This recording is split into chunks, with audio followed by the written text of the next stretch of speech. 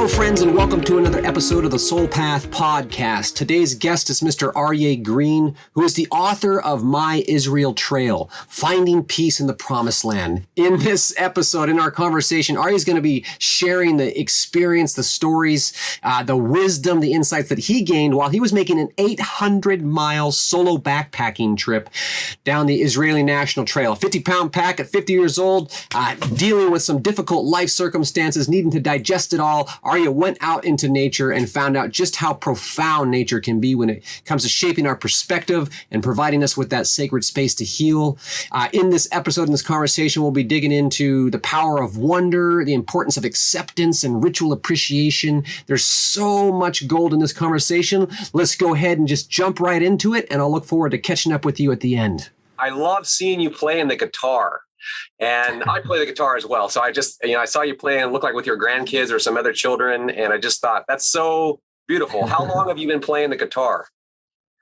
Well, I guess I started in Menlo Park when I was about 14, and I'm now 58. So you do the math. It's too frightening when I do it. Yeah. I grew up playing the saxophone. And when I was in the military, it wasn't cool to sit around the fire and play the sax. And so I picked up the guitar and started strumming, and I never looked back. I've been playing since 1999, so 20 plus years. But that's it's been 44 years, I guess, for me. But there were some drier years there where I didn't pick up the guitar except for maybe once or twice a year. But the first 10 and the last 10 have been pretty full. Thank God of a lot of guitar playing. I used to write songs when I was a young man, and I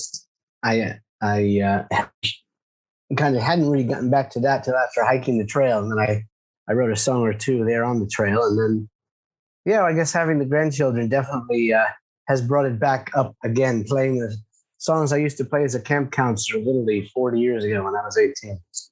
Crazy. Outstanding. Are any of the songs that you wrote on the trail, have you recorded and posted any of that to social media?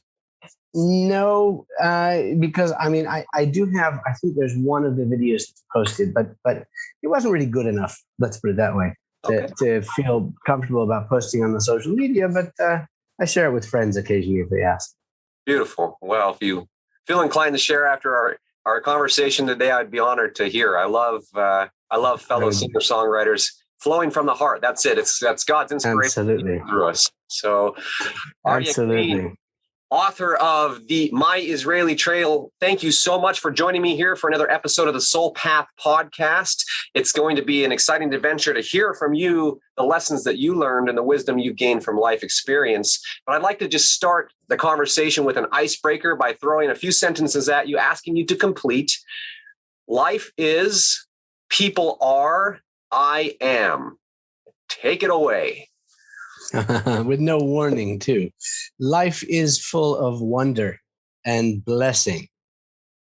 People are, in essence, good, even if it takes them a while to discover the good in themselves.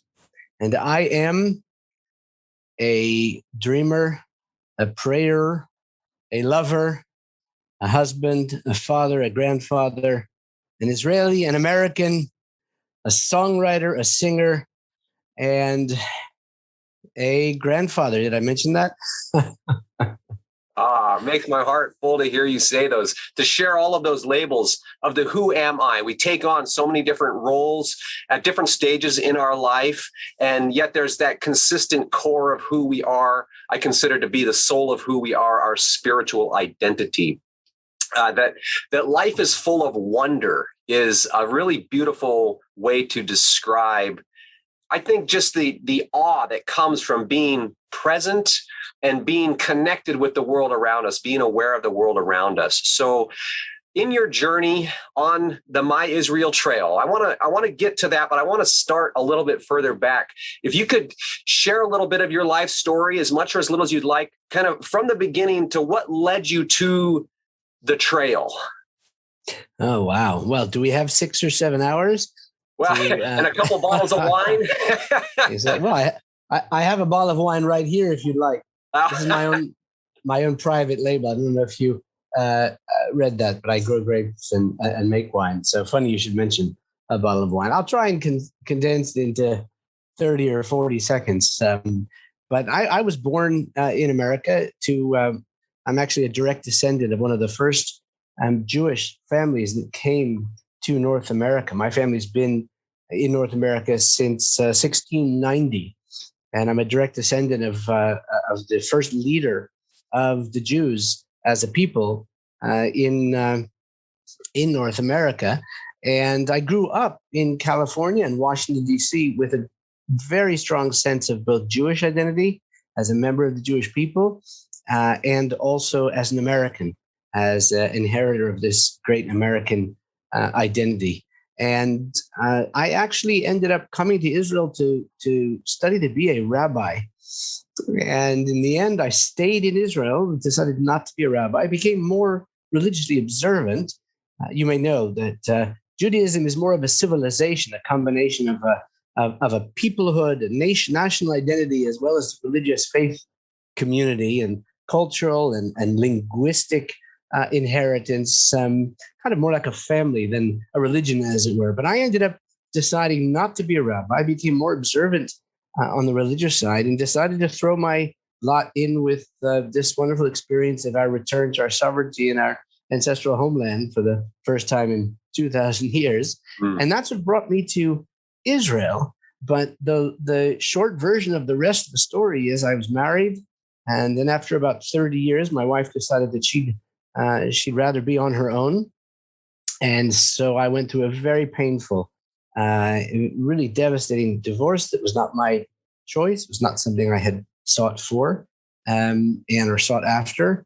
And although I recognized, of course, intellectually her right as an adult human being to make a decision that she felt was right for her, it was definitely not something that I was either looking for or really capable of digesting. And so for me, that really turned my world upside down. And so between the pain and the suffering, the anger, the frustration, the resentment that was involved with that, I ended up taking time off of work and spent 2 months, 48 days, because I don't hike on the Jewish Sabbath, 8 weeks of hiking 6 days a week, 800 miles up and down the length and the breadth of the land of Israel, all alone. It was a solo hike and nonstop with a 50-pound pack on my back at age 51.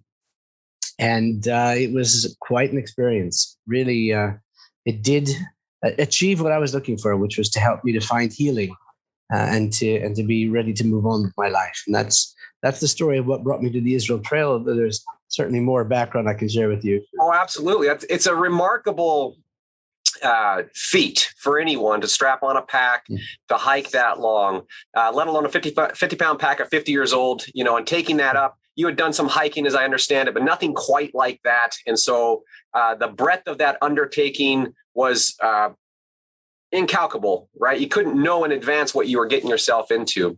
But I want to back up for just a second. When you describe life is full of wonder, did you see that a lot in your upbringing?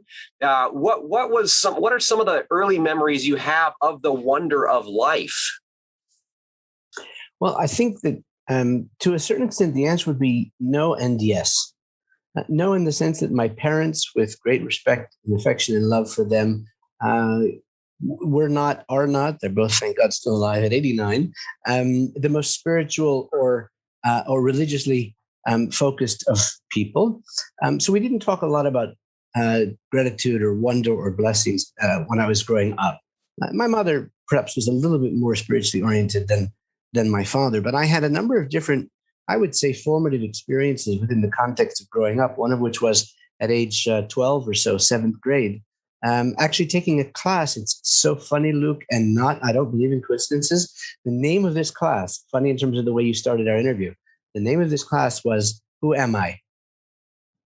And that class was instrumental in guiding me towards being a camp counselor and how I functioned as a camp counselor, reading a book called How to Talk So Kids Will Listen, How to Listen So Kids Will Talk, which you may be familiar with, and then studying psychology at UC Berkeley and being a psych major. even going into international relations with my master's in international relations was related to the question of how we interact at that level, on the national level, as opposed to interpersonal. But that was formative, and there was no question that there was a lot of discussion there of appreciating our blessings. But more than that, as a camper at summer camp, Sky Lake Yosemite Camp outside of Yosemite in the high Sierras in California, I had a camp counselor named Robert, who was otherwise known as the Wombat. He was from Australia, and he was instrumental for me as somebody who really celebrated life, who really just enjoyed and took life to its fullest. And so those were, I would say, the first steps towards that sort of an approach to the wonder of the universe, let alone the blessings that we have as individuals. But I think the other answer would be that coming to Israel and deciding to live here in Israel and to throw, as I said, to throw my lot in with this wonderful experience in our renewed sovereignty here, becoming religiously observant, I became much more focused on, not just aware of, but purposely focused on appreciating the miracles of my life personally and our national life, our communal life. And so that I think has carried through the last 36 years that I've lived here, 37 now. What age were you when you moved to Israel? 21, just ready to become, finish my bachelor's, ready to study to become a rabbi. So it's fascinating to me that you were studying at UC Berkeley, you were studying psychology, and then you transitioned toward pursuing the path of a rabbi and becoming a religious practitioner at that point. And it would almost seem like, I guess, the assumption would be that somebody that studied, psychology at UC Berkeley might be open spiritually, but would not later then pursue religious practice. And so I'm curious, in that time of study and psychology, was there something that sparked your spiritual interest, your curiosity? How did you come from that point to being passionate and pursuing the religious path?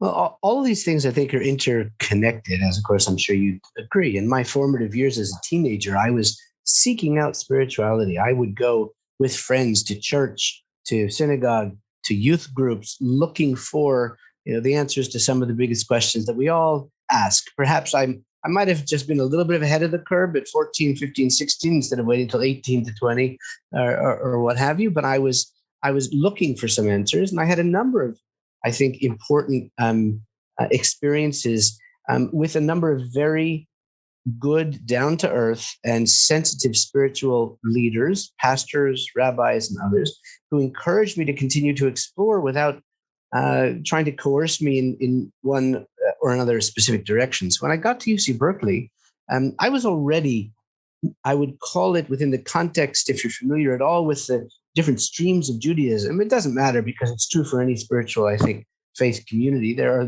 those who are more or less involved in the ritual aspects. And I kind of adopted a number of ritual aspects of Judaism which meant something to me. So, for instance, I would get on my motorcycle and go to the top of a hill somewhere and play the guitar, if we were talking about guitar earlier, to sing in the Sabbath day on a Friday night.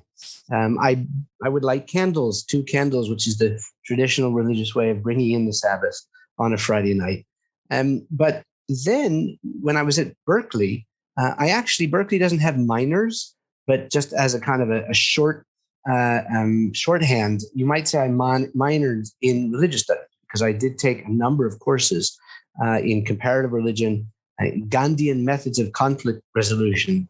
Great other example, because it's connecting religiosity, spirituality, my eventual move into international relations, and the psychological elements of conflict resolution. So that was, you may know, because you're in Seattle, that Berkeley has a certain spiritual element, not just on Telegraph Avenue with the crazies running around and talking to themselves. But there's the graduate union, the graduate theological union is based in Berkeley. There are a number of other spiritual movements, and I spent a lot of time doing Zen sitting and exploring Sikh temples and going to.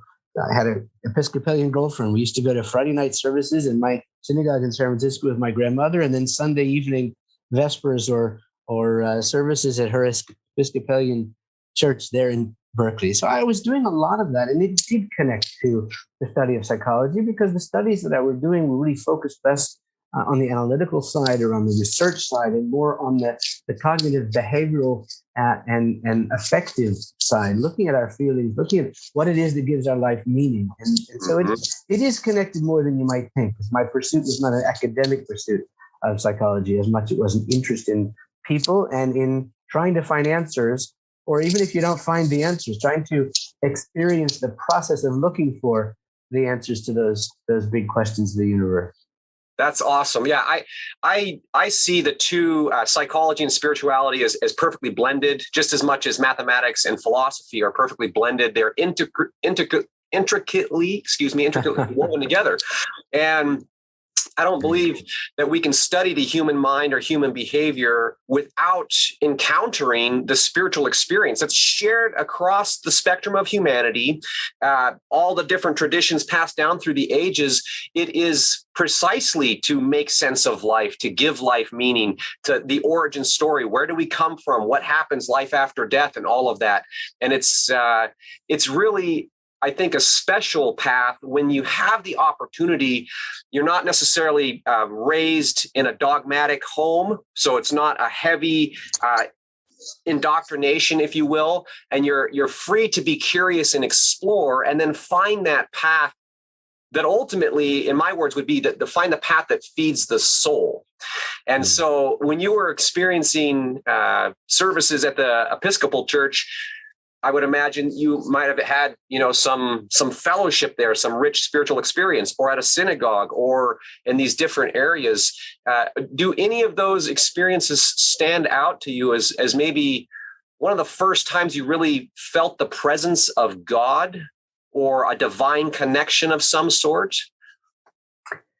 Well, I would say that it's an interesting aspect of my life. When I was writing my book, I had to choose the language that I was using very carefully, because I started writing about how I discovered, for instance, just kind of an amazement at natural phenomena. And one of my children, adult children, said to me, "Daddy, that you can't say that. You've always been, one to take us out on the balcony and say, 'Come look at this sunset with me. It's phenomenal.'"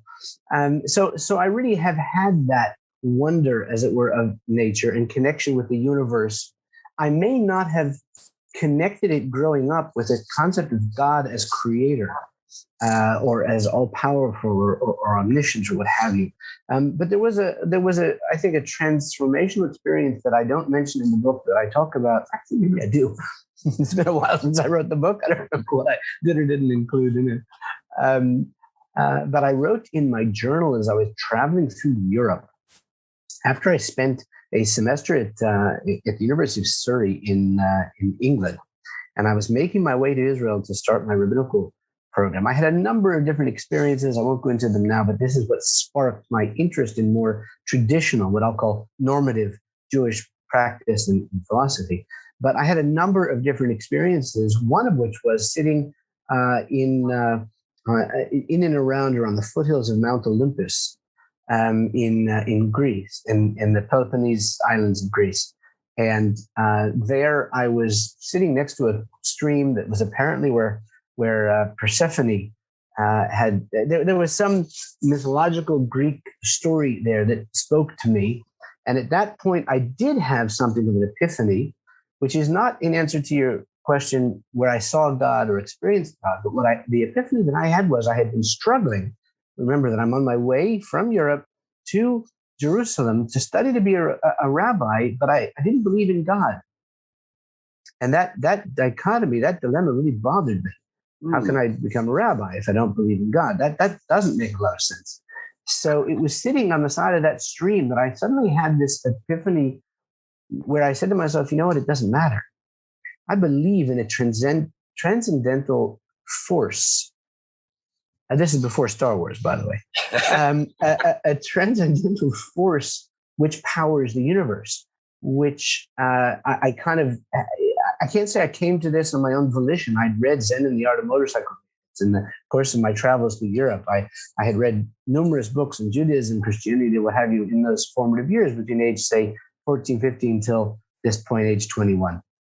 But I can't identify precisely where this set of ideas came from. It was a combination, an assortment of kind of all that I had read until then. But I simply decided that there is, and I believe in, some unifying force in the universe. There is some greater good or goodness that we're all part of.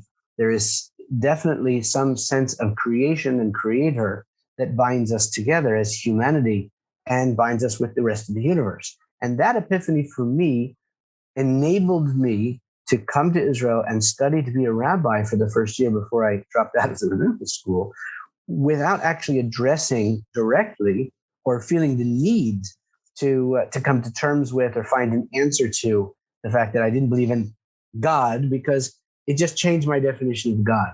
It enabled me to be a much more open, accepting view of what do we mean when we say God, as opposed to thinking of, an old man with a big beard who, controls everything we do or created the universe. All right. That is a really key, well, you said epiphany. I agree with that word, that insight, that awakening, if you will, to that presence. I define God this way. I mean, we define God differently, I think, in different stages of life, but God, good old divinity, G-O-D, good old divinity. Life is fundamentally good because all we really have to do is eat, sleep, and procreate. And those are all pretty enjoyable experiences, but there is this divine essence. There is an eternal enigma. There is an intelligent existence. There is something that animates the cosmos. And we are part of that. We are expressions of that. And, if you were studying traditional scripture, it would say that, God is in us. We are expressions of God, are children of God, different sectors of spirituality have different beliefs about it, but ultimately it is the unifying force. I think those were great words. How has your understanding of God from that epiphany point to coming through your journey, on your time on the trail, has your definition of God, understanding of God changed? And if so, can you describe that transition or change? Well, it's less to do with the trail than it has to do with the transition that I went through in those first few years here in Israel. I became more religiously observant, what could be called today, if you have to put me in a box, which I don't normally do. I became orthodox in my observance. I keep the Sabbath, Shabbat. I keep kosher, the laws of kashrut, and other elements of being a normative or traditional Jew in terms of my religious or ritual behavior. I was able to do that because I recognized the full beauty of the puzzle, as it were, in those first years of my becoming more interested in our traditional observance. Again, I kind of alleviated the need, or I released myself from the demand that I had to have answers for everything. If there were a few pieces of the puzzle that still confused me, or that I wasn't 100% certain of, what I recognized was, if you look at a 1,000-piece puzzle, it's a beautiful mosaic. It's a beautiful painting, even if one or two of the pieces are a little bit blurry. And so I didn't really have to fight that, but I did come to an acceptance through a number of different books I read, classes I took, conversations I had over those first years. I did come to an acceptance of the basic concept of God as creator. Science, I'm sure you've read more books than I have, as have our listeners or our viewers, on proofs of God's existence. The Jewish people's continued existence is one of the best, if more enjoyable, or kind of maybe ironic and playful proofs that God exists. If God didn't exist, I think the Jews might have faded away from the stage of history many, many years ago. But to be less plainful, the issue of the creation of the universe, the complexity of the human anatomy, the beauty and wonder that we've been talking about, I did accept the basic realities of God, of a being that was responsible for the goodness of nature that we experience and for the blessings in our life, what have you.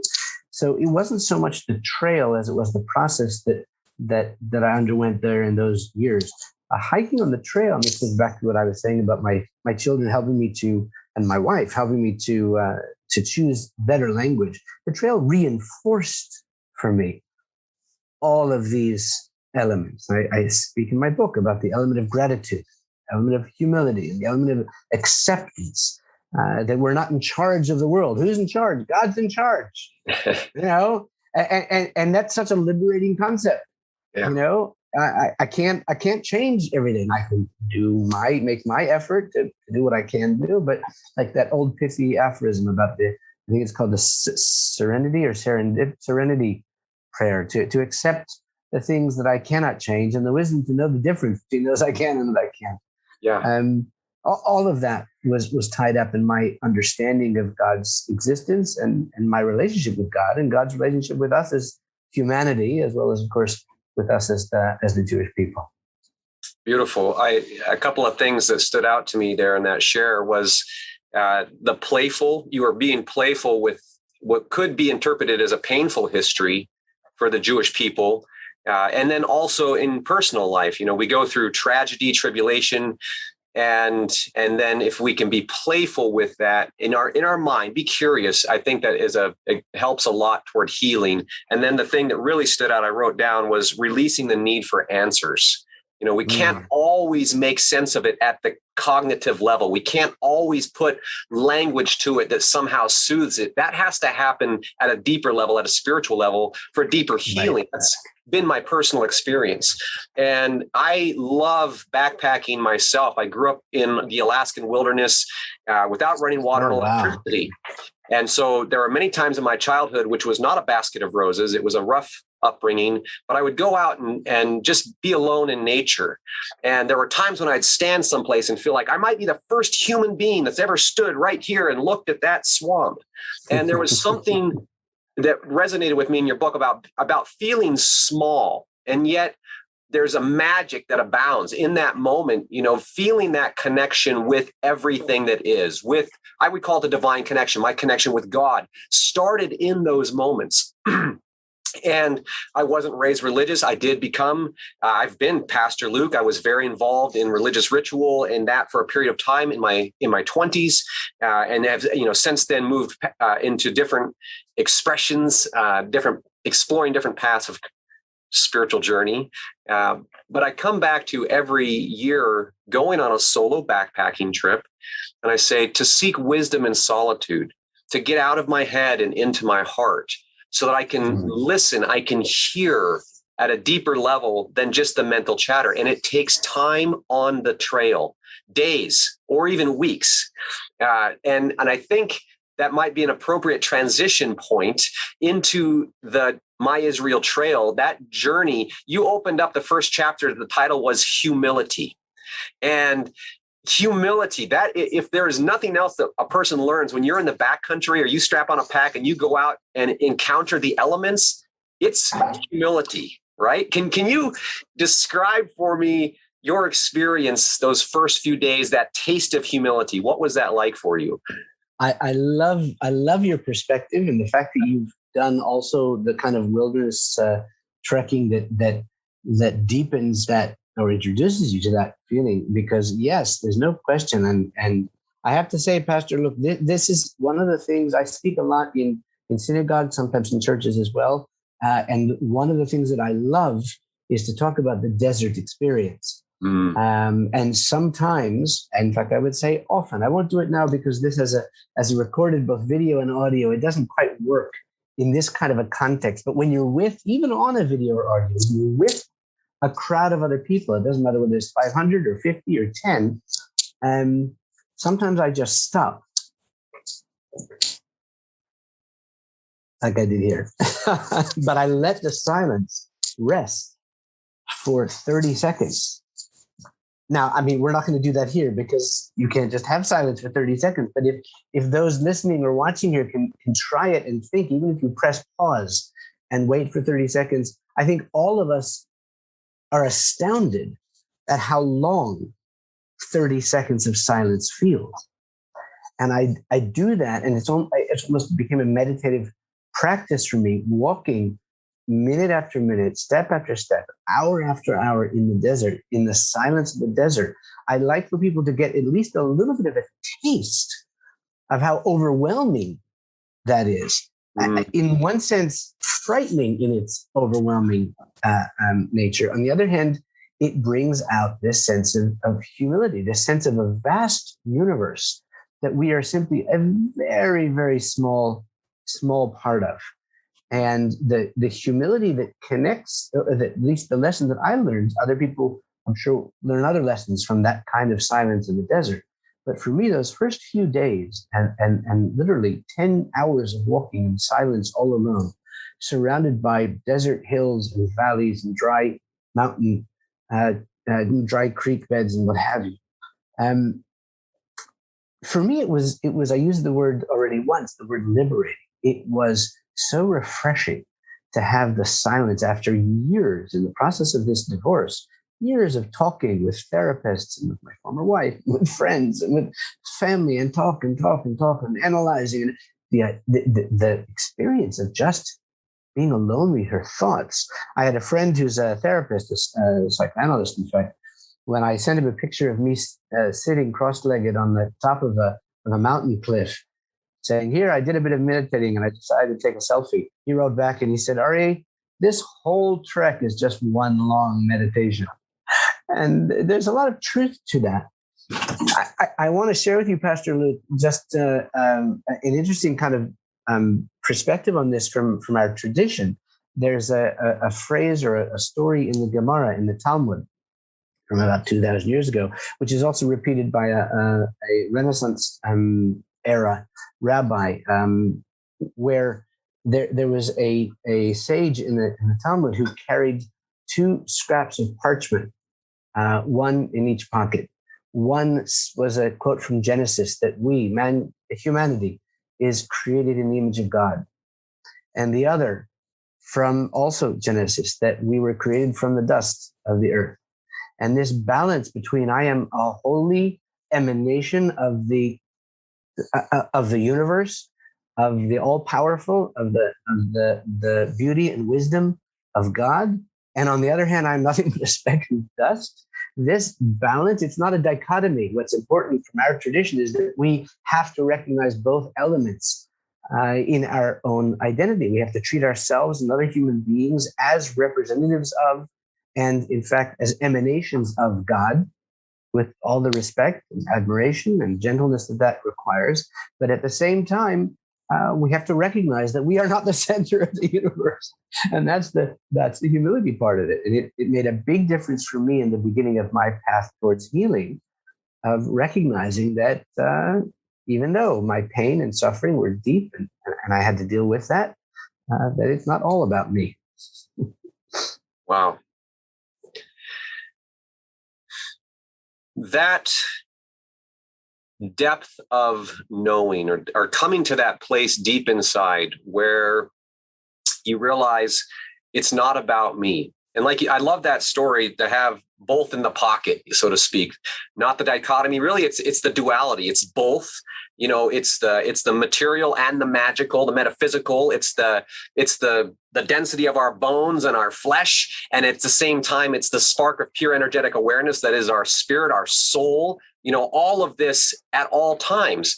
And when we can elevate our awareness and come into this, I call it a kind of a spiritual state of mind, if you will, but in that place where we can be observing life as it is, not just through our filters and our perceptions, but just taking it in. I think that that's something that's uniquely afforded by solitude in nature, or being alone in nature, or just being close to nature.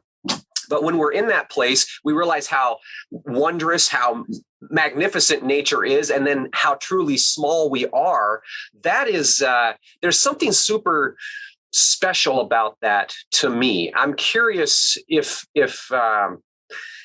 had you experienced anything like that prior to being on this journey and on this trek? No. Okay. Really not. And that's one of the reasons why it was, I was not somebody who necessarily, I did a lot of meditating In college, I learned. I mentioned Zen sitting, what have you. And as part of my religious practice, I had occasionally had cause to do some meditation. Certainly, in the course of the lead up to the divorce, I did a lot more. I went on some silent meditation retreats, what have you. But I had never been somebody who was really interested in the desert. I found the desert just much less pleasurable and certainly less awe-inspiring than the forests of Northern California or Northern Israel. And so it was something that I basically had avoided for the 36 or 30 years at that time that I lived here in Israel. So it was very, very new for me. And that's one of the reasons when people ask me about hiking the trail, I often recommend starting there in the desert in the south and making your way north rather than, it is possible to do it in the other direction. But I found it much more both meaningful and uplifting to move from the starkness and silence of the desert to the vibrant and fertile forests and greenery of the north and the coast. So it was definitely something that was new to me. The desert it can be a really powerful metaphor, right? The desert, we might be in a desert period of life, or to be, the Jewish traditional history, the stories of being in the desert for 40 years, right? But to be in the desert in the metaphor context, it seems to be desolate. It seems to be dry. And that implies a thirst, an innate thirst that we're seeking some source of nourishment ultimately, but, looking for that which gives life in an area that doesn't seem like there's a lot of life. It's just scorched earth. What is out here? My experience in hiking through the desert, and I've done a lot of backpacking in the deserts of Utah, Arizona, and that area, region of the U.S., the desert comes to life. When I went into the desert at first, hiking in a forest, you're overwhelmed by the life. But when you walk into the desert, you see rocks and this and that. And a poem came to me when I was hiking through the desert one time. I was just taking it in. Transient time, layers of change, create and destroy two sides of the same. Transient time, layers of change, create and destroy two sides of the same. In the book, you had mentioned, just observing the rocks, and there's, 50 million years ago, this one jetted up, and then this one over here is stratified by a million years. Transient layers of change. It puts it into context, and realizing the timelessness of creation from the source to the sum of all. That really helps me kind of orient myself or situate myself into what's real right now. What's real? Are my problems real? Are my realities real? Are all these thoughts real? Or is there something deeper, that deeper knowing that I was alluding to earlier? In your time in the desert, as you transition, as I understand you're traveling north toward the more fertile and lush northern forests of Israel, was there a metaphoric transition with that as you were moving through the desert toward the more lush? What was that like? I guess does your journey resonate with that metaphor of the desert? Oh, very much so. And in fact, the next chapter, the first two chapters are about desert humility, but the next chapter is part of that transition of still in the desert with a sense of acceptance that we were talking about before, but then transitioning into the hills around Jerusalem, which is in fact where my home and family is and was the transition from that humility and the acceptance of this is the situation I'm in. I'm divorced. I can't change that, to this sense of gratitude. And I remember crying. I describe it in the book, crying on seeing the first colorful flower after 3 weeks of the browns and grays and blacks and yellows of the desert, coming across a colorful flower and being so grateful, so appreciative of the color itself and the life that it represented. So it was much more than a metaphor. It was real.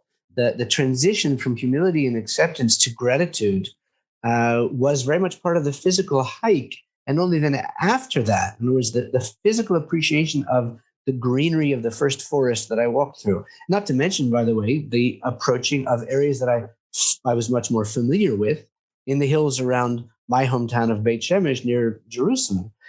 So there were all sorts of elements that were related directly to the trail and the hike itself, which then, of course, allowed me to apply to the wider issue of the gratitude that I had towards my friends and family who'd been so supportive of me in the process of the divorce, let alone in the lead up to the hike and supporting the effort of the hike itself. Full of appreciation for my parents, my brother, my closest friends, my kids, of course. To even just the gratitude to have the privilege of hiking the trail, because not everybody can do that. Take 2 months off of work. And I even ended up feeling, I talk about this a bit in the book, a sense of gratitude towards my former wife. If she hadn't wanted to divorce me, I would have never had the experience of having this transformative solo hike on the trail. I could have done without the 50-pound pack on my back, but I was definitely grateful, but actually less playfully, also very full of appreciation for the wonderful life that we had shared and built, the beautiful children that we had together, the communities that we had helped to start and build, and really what I call, there's a Hebrew phrase that doesn't translate so well into English, but as a pastor you'll understand it, the turn of phrase. We built a faith-based home in Israel, and that concept in the Hebrew talks about not just a physical home, but a universe, as it were, of a family that we created based on our shared faith, our shared both national and tribal and peoplehood identity, and shared culture and language, and giving birth and raising our children in our ancestral homeland was just really literally a miracle, something that I was incredibly grateful for, and that definitely accompanied me in that middle section of the hike. Let's talk about this a little bit. The humility, acceptance, and gratitude, those like connecting dots on the trail are almost like milestones or cairns, if you're familiar with that term. Sure. Pointing the way. And I just want to back up on the pastor thing for just a second. I'm not Pastor Luke now. I don't subscribe to any traditional religion per se. Hence the Soul Path podcast, opening up the journey for other people. I still care about nourishing spiritual growth and all of that. But I was pastor, and I was working in Sacramento, California at a non-denominational congregation. I had been invited. I had been living in Hawaii. Somebody came and saw me speaking and preaching and said, "Oh, wow, we'd love you to come to California and do this thing and light the fire here, spread it, let it grow." Yeah. And so I did. I took that, which was a significant decrease from, I had built up a business in Hawaii and was successful. I told my wife, "I'm giving away the business. I'm taking the high road and I'm going into full-time ministry." And so I went to California with that mission. And I was there working in the church, doing the good work and all of that stuff. And my wife went into a health crisis, and there became this pull in my heart to take care of her where she was at, and then also to shepherd the flock. And the leader of the denomination was telling me, "Your calling is to be here shepherding the flock." And I'm saying, in my heart, I feel like my mission is to be serving my wife over here. And that was kind of the split of the tear between the church. And I went through a period of time watching the woman that I love be destroyed, ultimately, psychologically destroyed might be a way of looking at it. And we went through divorce. She decided to take a different path in life, and it ripped my heart out. I didn't understand. I had been praying and fasting, and I had believed that God had brought us into this union. The two had become one flesh, and all of this stuff. Ultimately, to watch her walk out the door and be at a loss. There was nothing that I could do, no amount of love that would bring her back, and all I could do was ultimately accept that. But I wasn't ready to accept that at that point in time. So I went into a period, I called it back into the wilderness, or perhaps back into the desert, where I was, fighting against God. I was actively questioning and challenging a belief system that I had adopted in good faith, though intellectually I had some questions about it. But ultimately I just said, "You know what, I'm done with all this crap." And I went into the desert for a period of time. And it wasn't until years later that I was studying the Yoga Sutras. See, I had broken my body in the military. I had 3 surgeries on my ankle, 2 on my knees. I dealt with a decade of chronic pain, and the Veterans Affairs, the VA, was going to amputate my foot. And somebody said, hey, you should check out yoga. I was in a lot of pain. And so I got into yoga. And I'm an all or nothing guy. So I was all in, and I was really studying yoga. I was studying the Yoga Sutras, and I come across this passage in the Yoga Sutras that says, self-study, self-discipline, and surrender to God. This is the heart of a yogi. And I thought, self-study, yes. I mean, I am avidly, self-study, self-reflection my whole life. Self-discipline, got it in spades. But surrender to God, what the hell does that mean? And I had to chew on that for a long time. What does it mean, surrender to God? And at one point, sitting and staring into a fire one night, it hit me like a bolt of lightning, zinging out from my heart every trial, tribulation, every painful moment, including the divorce and other things that I went through, connected. If it wasn't for those things, I wouldn't be where I was at now with the woman that I love, the child that I love, the family that I love. And in that, it broke me. It broke my rebellion, my resistance, and it just gushed gratitude. I could finally accept that it had to be the way that it was. I don't have to understand it. I can release my need to understand and just accept it. And with that context, or with that story, that opened up my heart in a big way to having a relationship with God in a way that kind of skipped past my head. You know what I mean? It was more a heart level acceptance. And with that in mind, I'm curious, your pain, your journey, your struggle, you're in the desert, you're moving, you see the flower, and there's gratitude in that, gratitude for familiarity and all of the things that you had been through at that point in time. Can you speak a little more to the acceptance aspect of it? Where was that transition? How was there a moment that all of a sudden it clicked? Please share. Yes. Yeah, there definitely was. And in fact, look, I'm astounded at how similar our experiences seem to have been with regard to loss of love, divorce, and then getting out into nature, and then finding love again, which that kind of, it's a spoiler alert, I suppose. But that is also how my story has wound up as well. But that issue of acceptance was very explicitly provoked by a specific experience. I was hiking out, and we're talking about the first day of the hike. There's a small book called the Red Book, which is kind of the informal, unofficial, but authoritative guide to hiking the Israel Trail.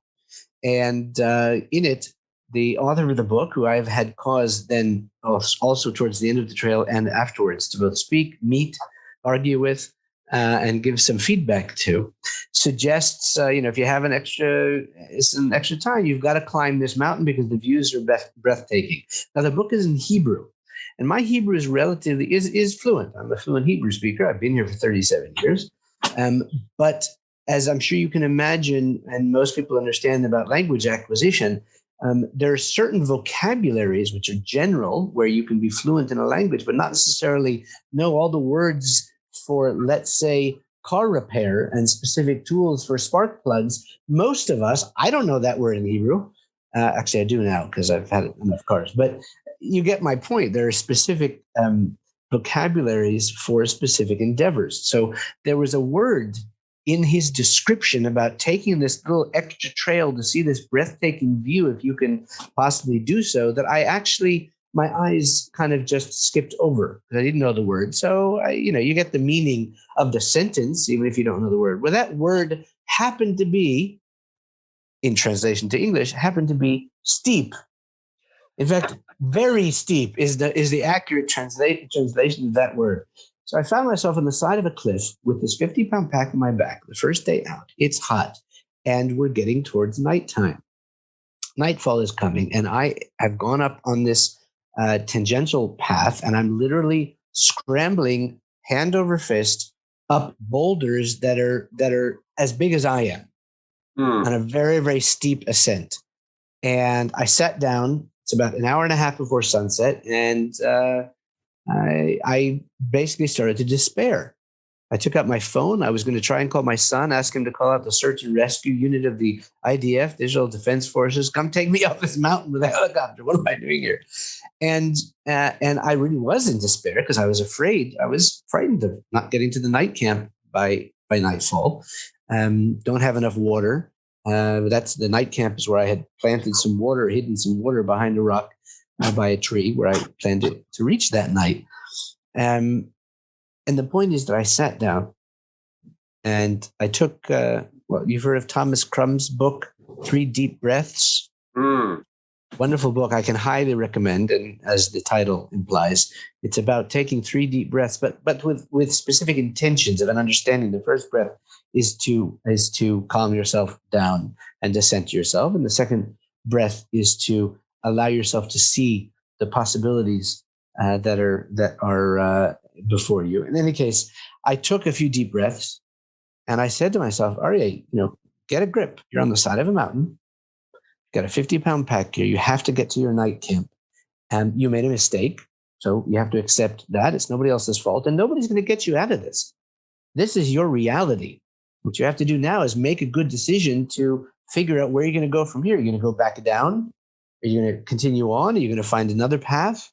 And that acceptance for me was crucial at that very specific physical moment of taking myself in hand and accepting this reality that I had created or that had occurred. And I did make it in the end, finding the right path, getting to the night camp after dusk, but before nightfall. And I wrote in my journal that night how applicable it is to the situation that I found myself in, having just been divorced. It's only a few weeks out after the divorce that I was out on the trail. And as somebody who believed in love and love forevermore, and till death we part, or however you want to look at it, as you were saying, I never expected to find myself divorced. I have nothing against, of course. There are many relationships that reach an end and ought to be, dissolved or broken up. That was not how I felt about mine, nor about myself as a person. I felt that marriage was something worth struggling for, fighting for, making every effort to keep alive. So I sat in my tent and I wrote about the same acceptance I had on the side of that hill was something that I would have to adopt, to recognize, listen, you're divorced. That's your reality. You're going to have to deal with that. And that was, literally the first step in my healing was that very acceptance. Accepting reality. And you had shared the reality that you created. You got yourself into that position, climbing up the hill, kind of glazing over the word steep, not quite picking up on the language on that one, and the whole bit.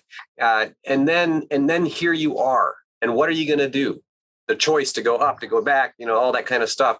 That is, I think, absolutely relative to every human being at some point in life. And really, it could be a daily realization that daily we find ourselves in circumstance. We have multiple choices. We can choose this path, that direction, this action. And how do we get centered enough to make a decision that we know we're making from our inner knowing or from the heart level, not just what I think, but where my intuition perhaps leads. I'm curious, in that moment on the mountain, was there any element of intuition, or was it just a going for it? You know what I mean? Like, did you feel, I guess one example would be like you're sitting on the side of the mountain and then you get the burning bush, right? Like, go this direction. Another example might just be that you're there and you just feel like, you know what? I've been here long enough. I have peace about going in this direction. I'm going to go in that direction. Can you describe that decision making for you in that moment of acceptance? How did you go from surrender and acceptance to taking action and moving forward? Well, I think for me, it was really a coming together of all these different elements towards the end of the trip. It's interesting you use the term taking action, because one of the books that were very instrumental for me in my development of kind of a life philosophy, but certainly in the healing from the from the divorce because I reread the book. Is a book called Man's Search for Meaning. And it's such a powerful exploration of the importance of having a sense of purpose in life, which was born out of actually the author's experiences in the Holocaust, in the camps in Auschwitz. He developed a whole school of psychotherapy, and maybe familiar logotherapy, which is focused on having a desire to live. The people who had a reason to live were more likely to survive the death camps, the concentration camps, which is obviously a heavy and very involved topic. But for our purposes, the main message was something that had always resonated with me. But in the last couple of weeks of the trail, as I was, as you said, processing the issues of acceptance, and humility, and gratitude, and we haven't really talked about the importance of forgiveness in my situation, forgiving my wife, forgiving God, forgiving myself for the pain that I was going through. But the issue of a sense of purpose, of having a goal, was something that accompanied me all through the trek. I mean, every day I had a goal to get to the night camp that night. I obviously had set myself a goal to hike the length of the trail itself, but I, of course, had the really more overarching goal of getting my life back on track, as it were. And so that last 2 weeks on the trail really did bring all of these things together within the context of recognizing that I needed to set new goals for myself, personal, professional, relationship, love related, my children, what have you, in order to allow the healing that I'd experienced to inform my next steps. And as you say, to turn the emotional growth, the personal development into real action.